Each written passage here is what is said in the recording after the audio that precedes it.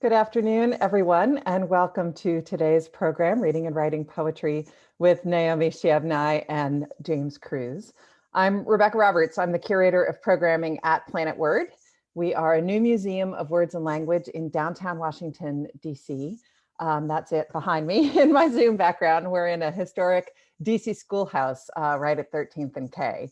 We were able to open for a month in October and then made the decision to close again in November when coronavirus cases started to spike here in town. And in the meantime, we are delighted to be able to bring virtual programs to a broader audience.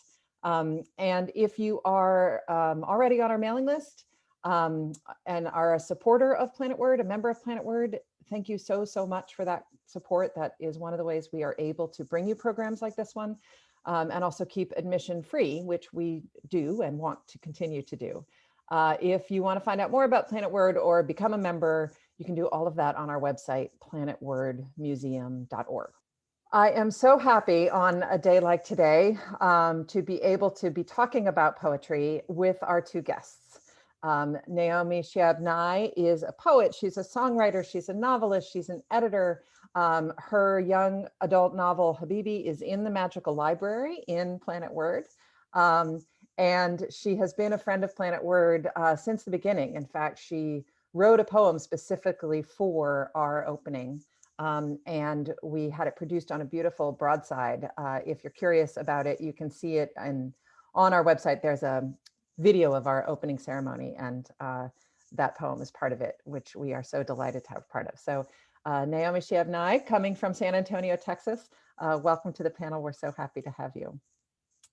And joining us from Southern Vermont, this is the beauty of virtual programming, is James Cruz. James is a poet, he's a writer, he's a teacher of writing, and he is, and actually both of our guests are people who collect and anthologize other people's poetry. And so he has his own work and an eye on collecting other people's work. And the anthologies are these very optimistic, hopeful collections, just so nice in days like today. The new one, How to Love the World, Poems of Gratitude and Hope, is coming out in April. So welcome, James. Thank you for joining us, both of you.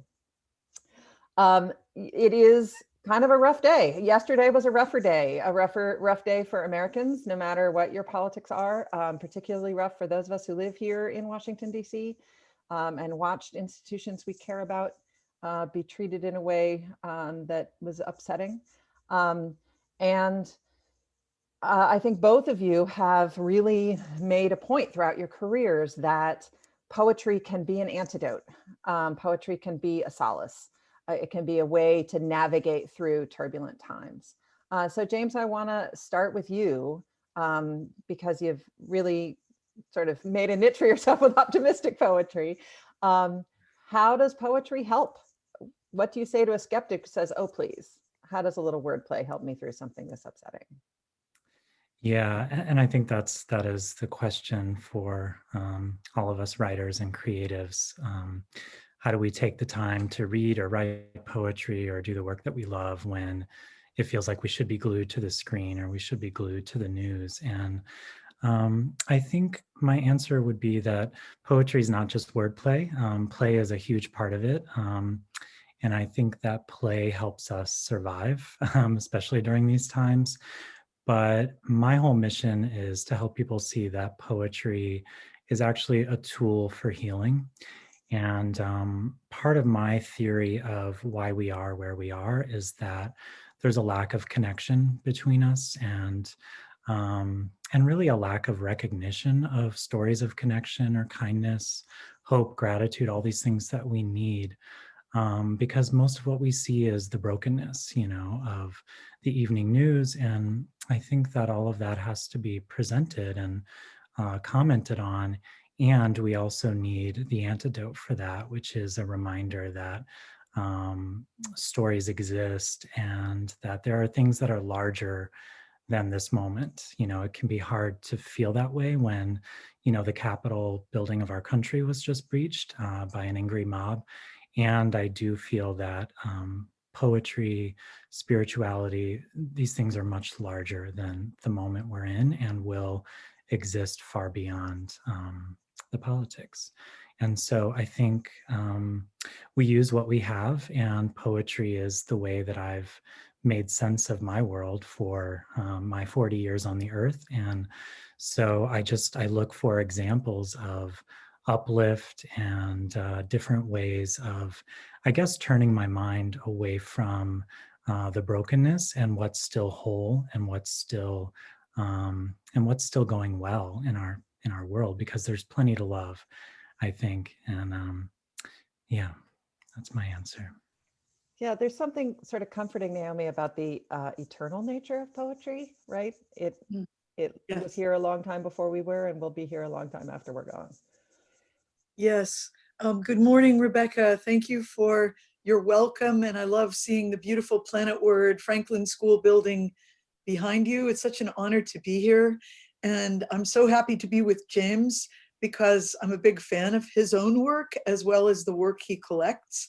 And I think that is something that our months of greater isolation has given us more focused time to spend with text that we love, and to keep it around us, to think about it, to work on it. So thank you both for everything you've done. And I do think the opening day video for Planet Word is one of the best videos I have seen during my entire months Thank you. of being more at home. And I urge everyone to watch it, to go to the Planet Word site and watch that opening day video. You'll be pleasantly surprised and very uplifted. And there's so much in it that is heartening to consider right now. I very much agree with what James said about poetry having that kind of enduring, deep, rooted gravity, the denominator of timelessness and compassion and empathy. And I feel that poems are gifts to us often because we can experience them so quickly. That was something I realized as a very young child. One of the things that endeared poetry to me, when my mother read me a poem I liked, before I could even read for myself, I could say, "Oh, read it again," and she would. But if I said that about Charlotte's Web, she wouldn't, because it was too long to read again right at that moment. So there was something about what William Stafford would have called the portability of poetry, which was instantly appealing, but also that sense that it's of a moment, from a moment, but connects to many other moments. And you don't have to have experienced exactly what the poet who wrote the poem experienced in order to be able to have a resonant, deep response to it. And I am very grateful for poems that give us a larger sense of our own lives, but also entryways into other people's lives and help us feel what James said, connectedness. I mean, that's like the word, the essential word at the essence of the poetry experience. You know, finding new ways to connect words and metaphors and phrases, and ways to connect the things we live with one another, finding a place to put things together in a poem. Well, one of the anthologies you edited, The Same Sky, collects poems from how many different countries? Like 70 different countries? This book now strikes me as a kind of miracle. 129 voices from 68 countries worldwide. And because this book came out in 1992, I was not using email or internet at all. It was all through the postal mail. And it was a massive undertaking. And it was the first real anthology I had made, except the ones I made back in second grade, which I would love to mention, because I think our teacher had a tactic which all of us could use in our own lives or with the kids we know. But my editor, Virginia Duncan, who had never made an anthology either, both of us were wildly idealistic and a lot younger and very energetic. And we decided to try to make this book. It was another time in history when I really felt, during the Gulf War, first war in Iraq, that we needed a sense of connectedness among people. And American readers needed to feel that there were readers in Iraq who were just like us, regular people who didn't control our governments or the despots or dictators who ruled us. And it was really teachers who had urged me to make a book that connected some of the poems that I would share in their schoolrooms and give them a resource. And considering, obviously there were lots of languages at play there, poems in translation. We talked about the commonalities, but of course, words and the use of languages is an integral part of poetry. How does that cross a divide when you're crossing languages? Well, first of all, you would have to have a belief that translation is a positive thing.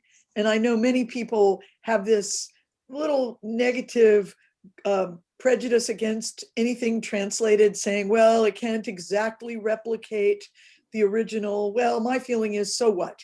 It will gain a whole new audience. And sometimes people have even said it can even gain a quality that it didn't have in the original. But you have to be open to that. It's like having someone write to you, James, and say, I want to dance to your poem.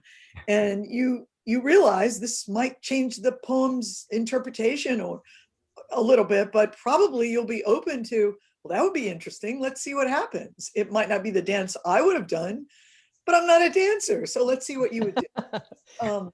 So I looked at translation as a very positive thing. I grew up in a house where my father was translating from Arabic all the time. And I trusted him, and I trusted people I knew who spoke more than one language fluently, which I don't. But I was very excited about being able to share voices from other countries with American readers. Mm-hmm. There's someone in the chat who says, I don't think people realize how much work goes into producing an anthology. There's a lot more than just collecting a bunch of poems. James, I'd see an amen from you on that one. Yes, for sure. Yeah. It's always a labor of love, because I think just getting someone to publish an anthology is work in and of itself. Huh. Because you're gathering permissions from so many different publishers. And, again, I can't imagine doing that in the mail before email, and with publishers and poets in so many different countries. But it's totally a labor of love. And I think just, you have to be passionate about it. And I realize I've been thinking about this since we were going to talk about anthologies today, but I've been creating anthologies since grade school, when I would check the few poetry books we had out of the library, these little illustrated anthologies, and I would type out the poems and put them on my wall. And just to allow the poem to kind of sneak up on me before bed, or when I first walked into the room, turned on the light. So I just realized that I've been at this for a long time. And it is, Naomi mentioned her second grade teacher. It is the encouragement of teachers who allowed this to happen. And so I think, it's also a way, putting together an anthology is a way of honoring all the poets that we've encountered, all the poems that have made our lives more livable, and the people who have taught us as well. Well, it's probably no accident then that both of you teach in addition to write, right? Carry that tradition on. Mm-hmm. Where do you start with teaching poetry? Are you teaching appreciation first, writing next? Does the creative process come first? You want to answer that, James? That's a good question. I think, like most things, it kind of depends on the audience. So I know Naomi is a visitor of many, many, many classrooms. If I'm visiting younger students, then usually there has to be kind of a poetry demystification process of, kind of showing students that a poem is probably not what they think it is, or as mysterious or abstract or scary as they might think. And also, I think showing them that poetry can be just about their everyday lives and things that happen to them. So that's part of it. And I would say that I mostly teach undergrads at SUNY Albany. And that was actually the genesis of my first anthology, Healing the Divide, because I noticed that these younger students, 18 to 20, were really struggling with having hope in the world that they were inheriting. And I wanted to show them that there was reason to have hope and some examples of kindness. But it's a similar process with them. You know, they really, I have so many evaluations from students who say, I came in thinking I was going to hate poetry. I really didn't want to study poetry. I almost dropped your class when I heard that we were going to be studying poetry so much.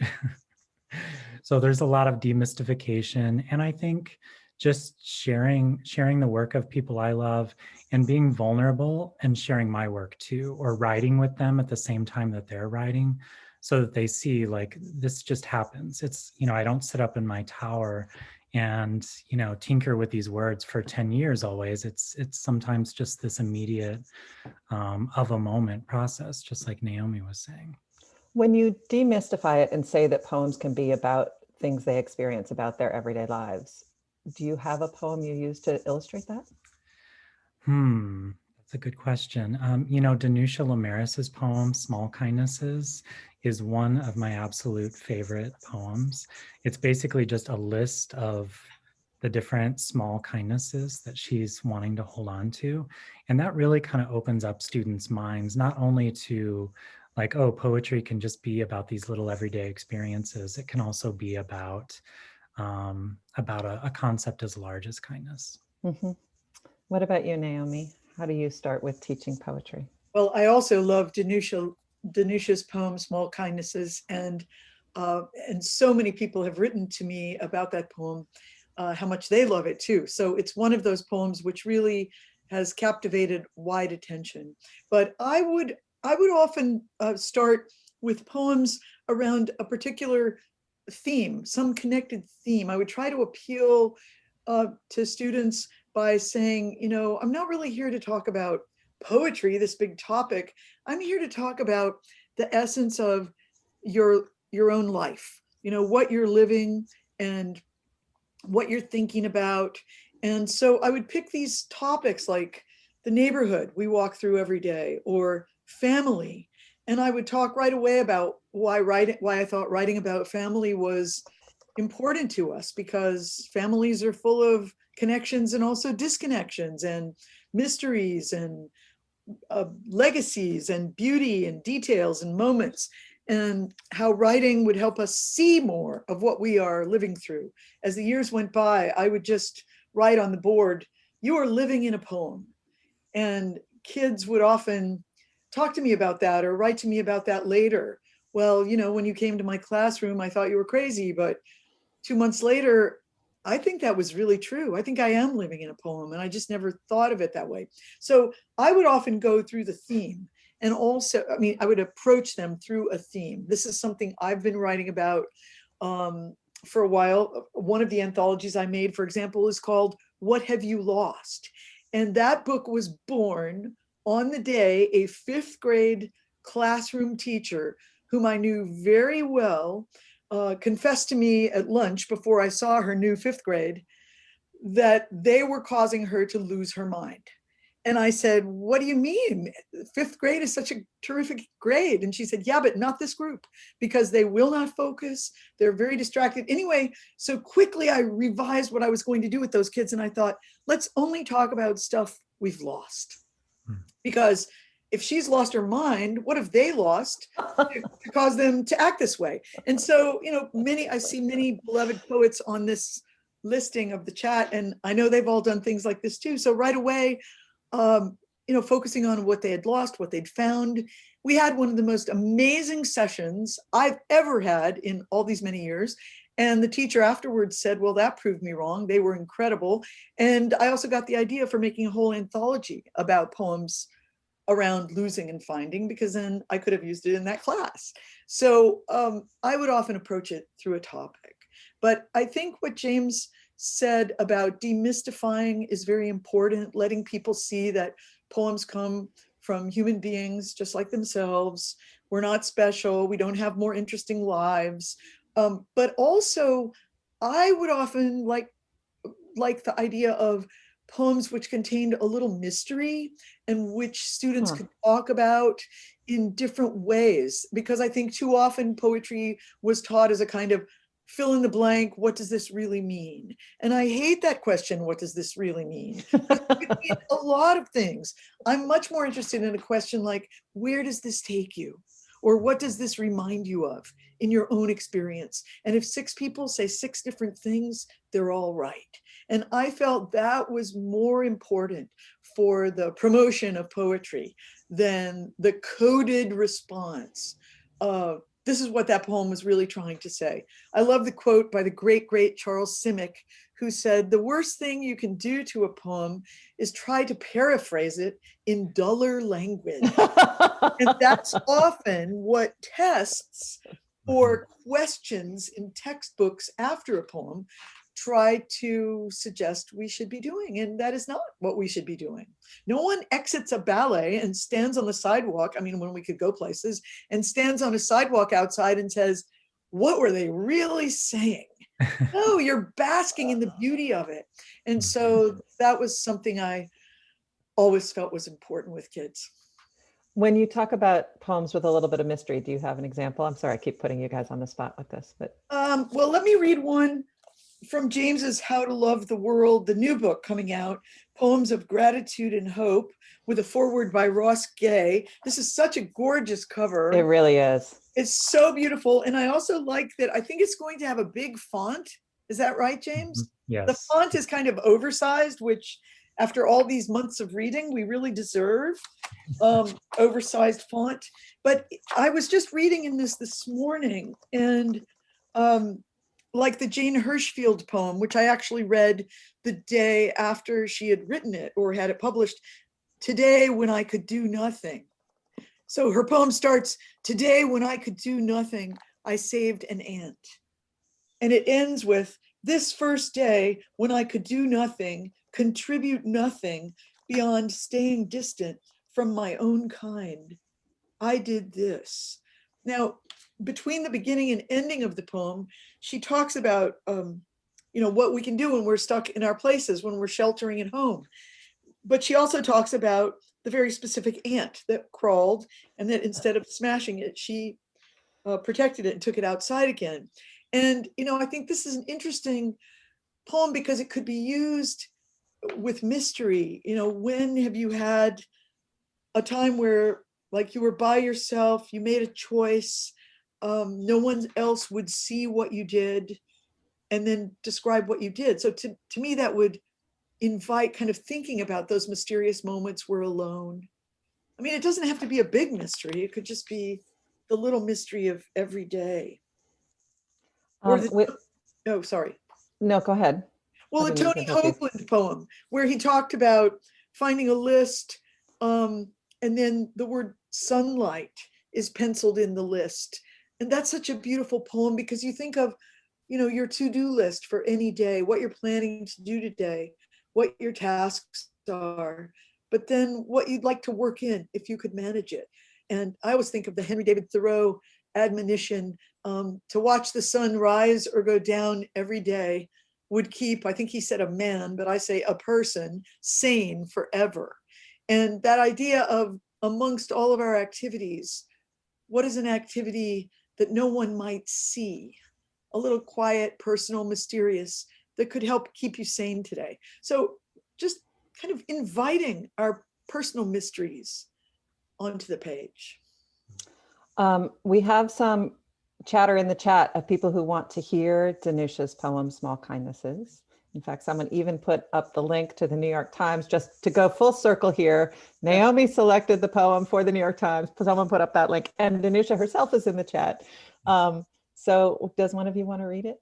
And James put it in his book. James, I've read it so many times. I want to hear you read it. Okay, all right. Well, I'm sure Danusha, as the originator of the poem, can read it better. So apologies to Danusha, but I've shared it with everyone. I always share this poem with new groups of folks. And so I love passing it on. This is Small Kindnesses by Danusha Lamaris. I've been thinking about the way when you walk down a crowded aisle, people pull in their legs to let you by, or how strangers still say bless you when someone sneezes, a leftover from the bubonic plague. Don't die, we are saying. And sometimes when you spill lemons from your grocery bag, someone else will help you pick them up. Mostly, we don't want to harm each other. We want to be handed our cup of coffee hot and to say thank you to the person handing it, to smile at them and for them to smile back, for the waitress to call us honey when she sets down the bowl of clam chowder, and for the driver in the red pickup truck to let us pass. We have so little of each other now, so far from tribe and fire, only these brief moments of exchange. What if they are the true dwelling of the holy, these fleeting temples we make together when we say, here, have my seat, go ahead, you first, I like your hat. So I just fall lovely. in love with it every time I read it. Thank you, Danusha. And Naomi, looking at that link, you selected it for the New York Times pre-COVID. It was there September 2019. Yes. How, I know you have just finished your tenure selecting those poems for the New York Times Sunday Magazine, but tell us a little bit about that process and whether you feel the need to sort of put your finger on the pulse of something or just showcase interesting poets who aren't the usual suspects. How did that all work for you? Well, it was such a lovely, delightful, amazing job. I was very excited when they invited me to do the job for the New York Times Magazine. And I was very happy when they gave me 4 extra months too, because it was originally a 1-year contract. I started out picking poems that seemed right to be one of the first things you might see on a Sunday morning. And also poems that I felt would appeal to people who didn't read a lot of poems, because it's always been very important to me that people not be, kind of blocked. They see a poem and they say, oh, I'm skipping that one. I want them to be pulled in. So I tried to pick poems for the first months that were simply, I don't know, often positive in their spirit, but a poem that could appeal to someone who hadn't read a poem in years. And so I thought of that particular poem, I think would appeal to everyone, anywhere, because it's such an important and beautiful lyrical homage to kindness. But it was fun to think about that and to try to pick something to go before so many eyes. And, in many cases, I was reading new books by poets whose work I didn't know to pick to go, and then I would end up picking something. So I felt I was being educated, new poets, and then I would find something and I would lay things out. I've always laid things out on my floor when I'm making anthologies or when I'm editing, so that I can go back to it, know exactly where it is. I don't even have to open the book and see how I read it this afternoon as opposed to first thing in the morning. How did it feel to me? By the way, I think we were swarmed with mail in response to Danusha's poem. Huh. And it was very special. They even printed a very long letter from someone who said how important that poem was to her. So that meant a lot. But it was gratifying to pick poems to go before so many eyes. And I am reading the new poems picked by Reginald Dwayne Betts with great interest and affection. And thank you, New York Times Magazine, for letting me be on board. I would think that introductory paragraph would be really hard to write, though, for all the reasons we just talked about, right? You don't want to be interpreting the poem, but you do want to be introducing the poem and contextualizing the poem a little bit. Right. I would think those couple hundred words would be a real challenge. They were a challenge. And I usually wrote much more than I ended up using. I would write like twice as much and then cut back. And then when our times that we were living in became stranger, suddenly everything was stranger. I did try to pick poems that had some connection to like being isolated, being in our rooms, that would connect to illness and health, to death, to beloved parents dying, and where do you place this loss? I did think about the moment we were living in quite quite a lot collectively, the collective moment. But yes, it was hard. But I would say somehow writing those intros during the COVID time became almost like my weekly letter to beautiful human beings out there. We've all just wanted to connect with one another more. So I did feel sometimes like this is one little paragraph, one way I can just welcome you, invite you into the poem. So in some ways, writing the opening paragraph became easier because we were all sharing a harder time. Stephanie in the Q&A says, we were tortured in high school English class studying poetry. There was only one way to interpret a poem and I could never interpret it the right way. I've been trying to shed that bad feeling all my life. Thanks to both of you for showing us the freedom of poetry. And someone else asks along the same lines, what's the most common misconception about poetry you find when you teach? James, you want to answer that one? Yeah, sure. I think the most common misconception is that poetry can only be about like these really like high things or like really large events or, life and death and love and loss. And, and it is about all of that, but it's also about, the glass of water and sunshine on the table and, some of these smaller moments as well. So I think for me, that's the most common misconception. And for some reason, I was thinking about poems that have really opened up students and workshop recipients or participants for me.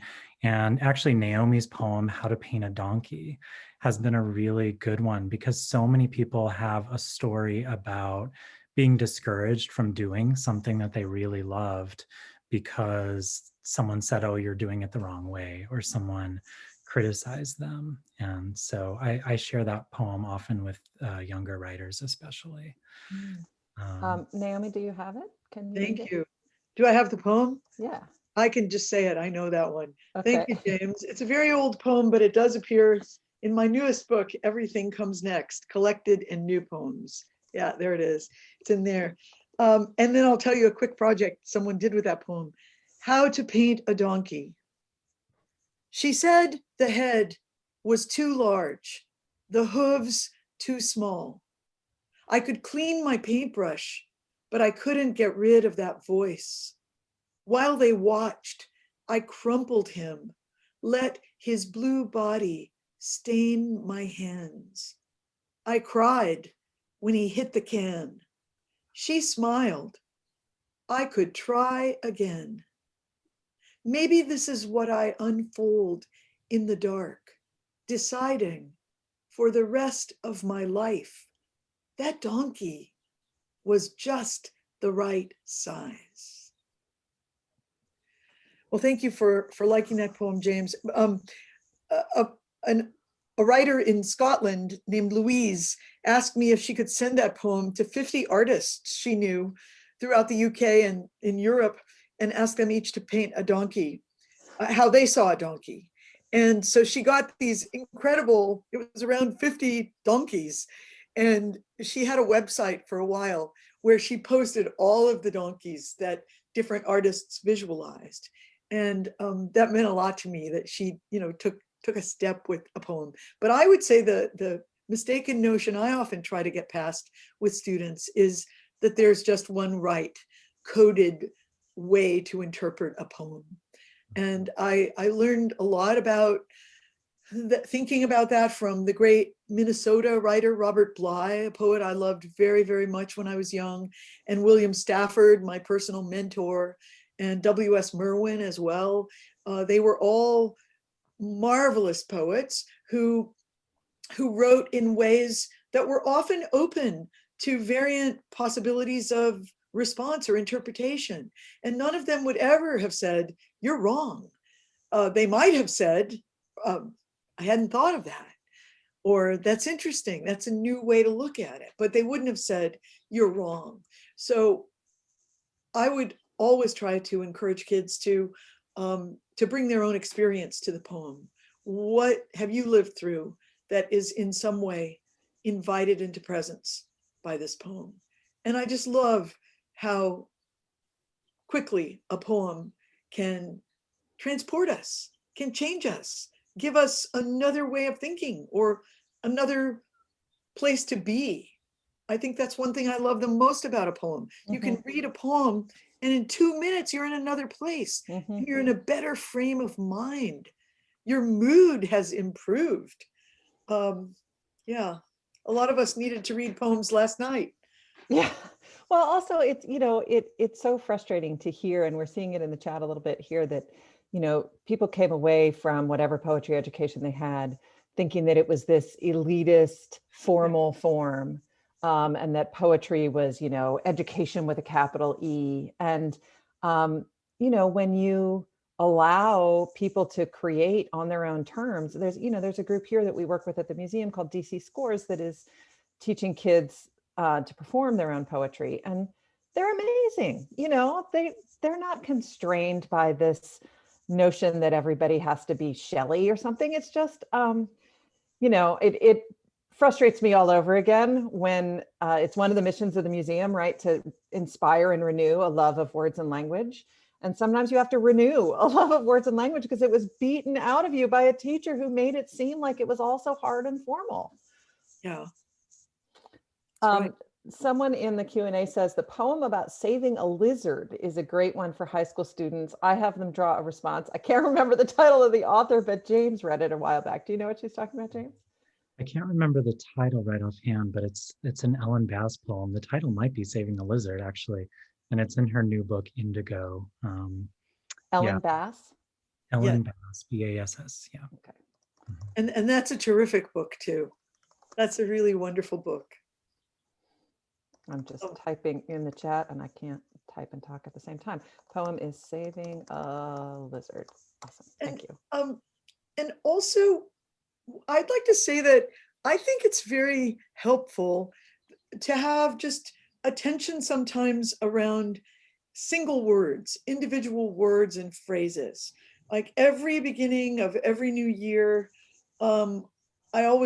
I'm given a word, like just on New Year's Eve, a word comes to me and I carry it through the year and I think about it, and it's very mysterious. I don't know where it comes from, why I do that, but and by the way, last year my word was elusive. That surely turned out to be true.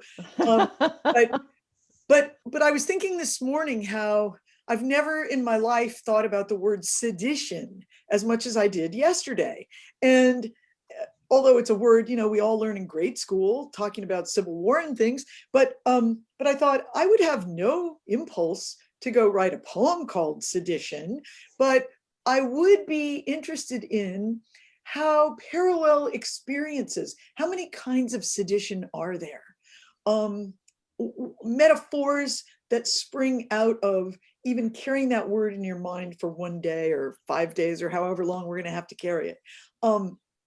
That's something that interests me about poetry, because I think of all the genres, poetry being so focused and tiny, invites us to spend a little more time with individual phrases or words. Would you say that's true, James?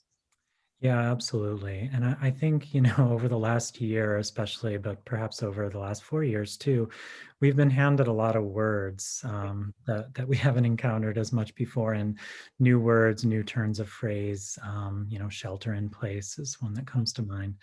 And I think just poetry does allow us to hold those words, maybe roll them around a little bit and examine what they mean for each of us. And I appreciate that too, that poetry invites us to do that. And I think that to a large degree, why we need poetry so much right now, and I think why a lot of people are turning to it, is that poems are invitations. The best ones are really invitations, and they're written in such an open way as to not be right or wrong. Like that's not even a worry. They accommodate so much, they hold so much. And I think when I'm handing poems or sharing poems with other people, I always tell people, like, I often create prompts based on the poems.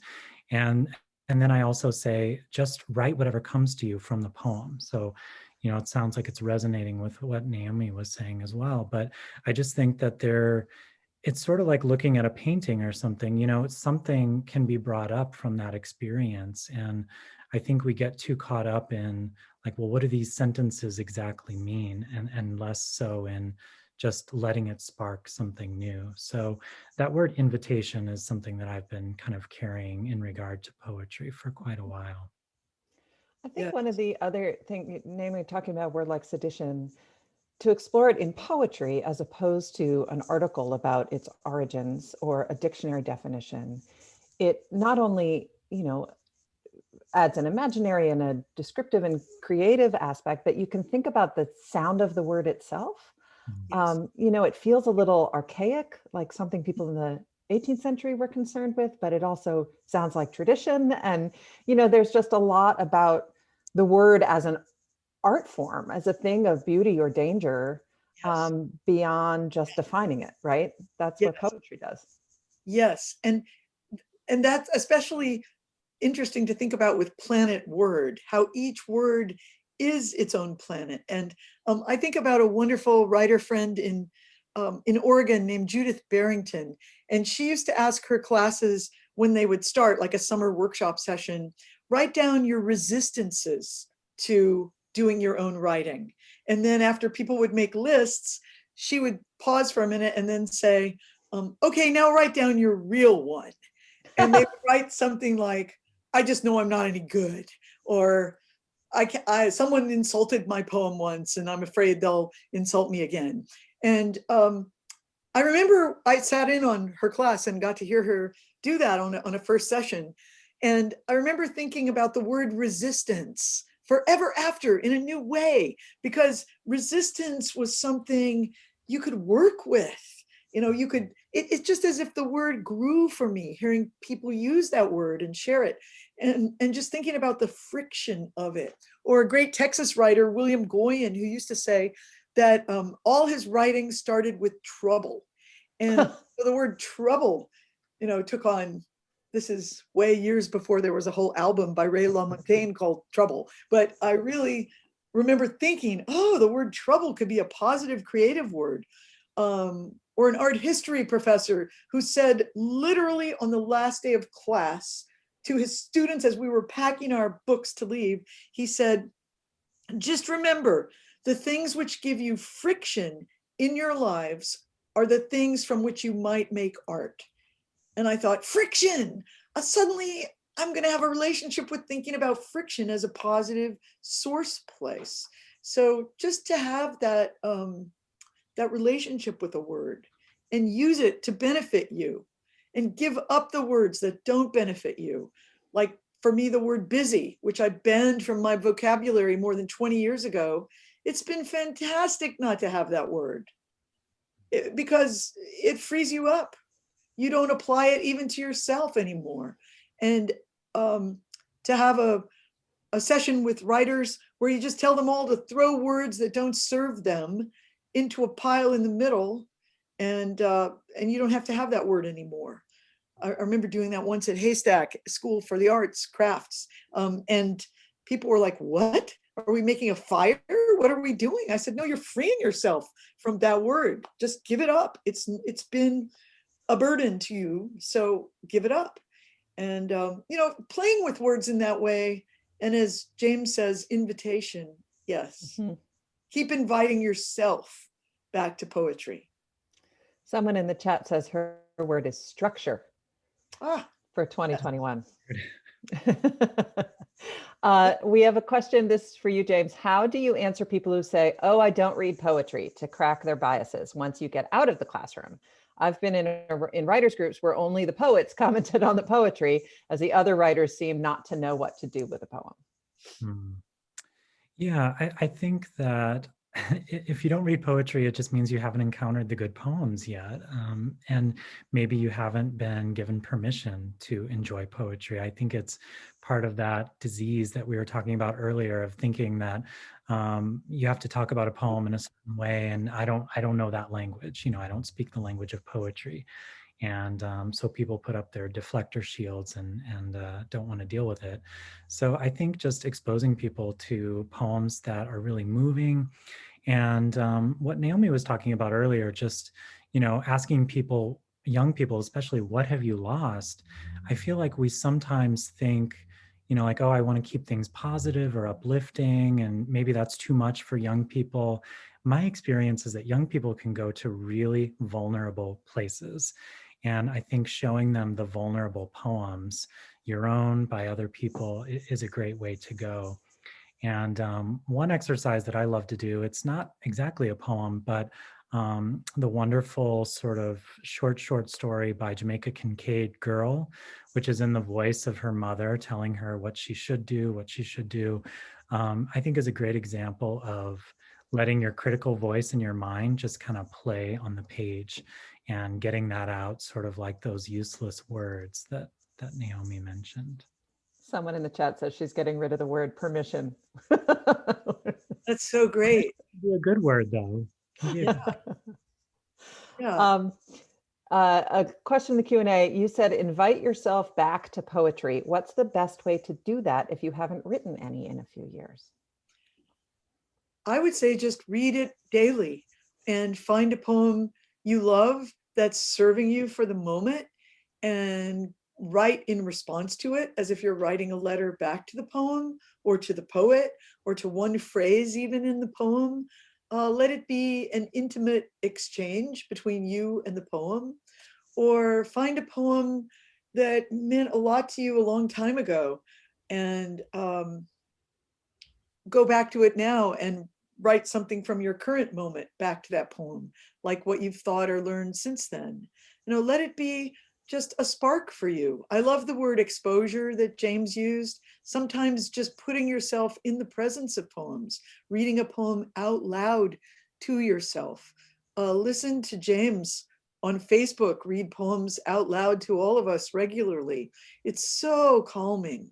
I usually listen to you do that, James, like in the evening when dinner's cooking, and just hear your voice reading a poem, and it will feel so comforting. Find some little ritual you can make for yourself with poetry. Keep some books, some anthologies by your bed. Look at the poems when you first wake up or right before you go to sleep, and see what they call forth in you.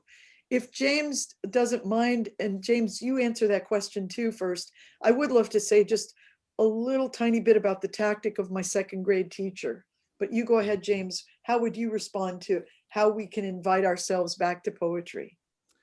Yeah, I think reading a poem or, many more a day for sure. The more I read poetry, the more I write poetry. So I think that's just the way it goes. And, there are some great websites out there. It's on hiatus now, but Tracy K. Smith's show, The Slowdown, Ted Kuzer's American Life and Poetry column. There are archives and archives of poems. Poets.org has a poem a day, Poetry Foundation. So there are lots of resources out there. And I think allowing yourself to be in conversation with a poem, and don't be afraid to argue with a poem, a classic poem, even a poem by someone you love, like just, no, I don't agree with that, So just be in conversation with poetry. Beautiful. Tell us about your second grade teacher, Naomi. Okay, her name was Harriet Lane. She was in Ferguson, Missouri at Central School, public school that's still there.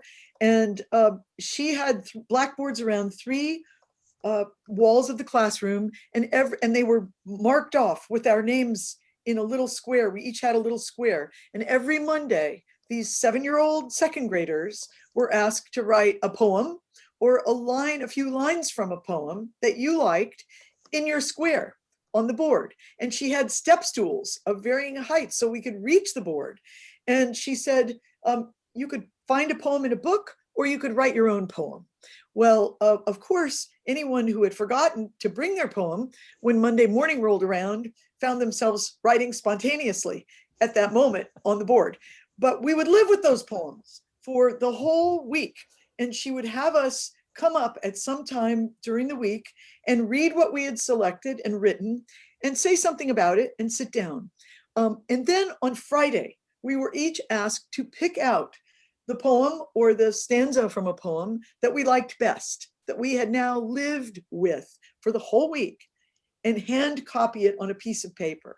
And then she taught us to make books where we actually stitched with large needles, stitched these books together. We illustrated them or had our friends illustrate them. So in a book, you would theoretically have like Emily Dickinson, Carl Sandburg next to Joe, Douglas, Claire, the people in the actual class. And it was an astonishing curriculum style because number one, it was totally free. She was just using the big paper that we were given from the art class, the big, manila paper, but she was turning us into readers, writers, spellers. We could recite our poems. We got braver and braver about standing in front of the class and talking about why those 2 lines from Langston Hughes were so beautiful. And then editors, because we picked our favorite one on Friday. She was a genius, Harriet Lane. And I'm still friends with a few people who were in that class, miraculously. And we all remember her conviction, her passion for text. And what we all feel guilty about is that we never asked her if she wrote poems or to read any of hers to us. You were 7. We were 7, but she was so generous to us. And she never suggested, this is something that really would make a difference in my life. She never suggested that anything was above our heads. She never said that those words are too hard for you, Joe. Why don't you pick an easier poem? Never. If somebody was writing William Blake, something very esoteric in their space, that's where I first learned about all these poets. She would encourage them and say how wonderful that you have discovered William Blake. And then we would talk about the biographies of some of the poets during the week.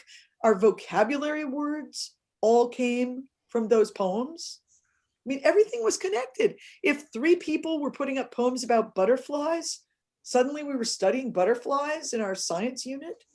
I really feel she had figured out a way to let us set the curriculum somehow. That was pure genius. And I thank her forever. Harriet Lane, the best teacher of poetry I would ever encounter in my entire lifetime of visiting schools. Amazing. I'm going to do a plug for an upcoming Planet Word program because if anyone involved in this program likes analyzing poetry or showcasing poetry, we are collaborating with the local DC Wikipedia editors on January 26th to add Wikipedia articles about the poems featured in our Poetry Nook. And it would be wonderful if those articles were written by those of you who love poetry in the way that you all are expressing in this chat. So go to our website. It's totally free. You'll learn how to create Wikipedia articles. We all know that Wikipedia has its own issues, but wouldn't it be great if those of you with your talent and enthusiasm were part of adding to that? And I see my colleague Anna Schuster has already put the event in the chat, so thank you for that. We only have a few minutes left, but I want to get to these last couple questions in the Q&A. Someone says, I facilitate a reading group at a local assisted living residence. We read a few poems and a short story once a month. Often someone will say, well, why is that a poem? It doesn't seem like a real poem. Any advice for these eager readers as they hungrily take transporting words in, yet struggle? Yeah. Well, possibly, go ahead, James. Oh, no, I was just going to say, just modeling the openness that we're talking about, that just bringing in a huge variety of poems and kind of showing people that really anything can be a poem to a large degree. Yes, and I would think about how many of them were in school studying poems that rhymed or poems that were identified as sonnets or villanelles, for example. And I would say that, as throughout history of poetry around the world, free verse has actually been the style of poetry that was written most often, which many people don't realize or acknowledge. And it wasn't often conveyed to certain generations. Luckily, Mrs. Lane knew that that was a poem. So I like to quote William Stafford. He believed that poetry was like lucky conversation transcribed. And so I'll say, well, sometimes it could have that setup of end rhyme, but other times it could just be when your friend says something that's so perfect for the moment. That could also be a poem. So just widening the horizon of what they see as poems and reading them all different kinds of poems. I'm going to give this question to you, Naomi, because I know that you do this. Do you ever deal with the typesetting, spacing, and placement on a page and the way that affects a poem? Yes, and you're always trying to stick as closely as you can to the way it was originally written, but sometimes it has to be adjusted for the sake of how wide your like newspaper length of lines could be, and so you have to bring some words down. It's a little touchy, and I've had people do very wild things with my own poems that I questioned, but in the long run, you know, sometimes it works, sometimes it doesn't work as easily, but yeah, it's a flexible part of a poem sometimes. I'm just going to rip through these in the last 2 minutes. I have 3 grandkids, and I would love to start a short video section with them to read them poems. Are there any great poets for young ones you would suggest? Oh, so many. Where do we begin? So many. Let's see. I would say get some anthologies and pick out poems that you really like, because I think we do best when we share poems that we really like, and then make your videos. And they could be all different kinds of poems, but there are so many. But it's often a good way to learn about different poets and who's out there by going to anthologies. I would name 2 great anthologists who have alas died within the last few years, Lee Bennett Hopkins and Paul Janesco, who were 2 great American anthologists. And I see Amy Vanderwater there. She's going, there's so many wonderful ones. Georgia Hurd. I have, let's see, the Liz Rosenberg anthology up here next to me, called Roots and Flowers. Those are all family poems. You know, just whatever anthologies you can get your hands on, order a few, and order both of James's for sure. And if you want some young writers, my anthology, Time You Let Me In, is still in print, which is 25 voices under 25. Actually, it's 26 because I don't count very well. But just get some anthologies and pick out your favorites and share those with your grandkids. Well, it is 1 o'clock, so we are going to wrap this up. But Naomi Shihab Nye, James Cruz, this has just been a delight.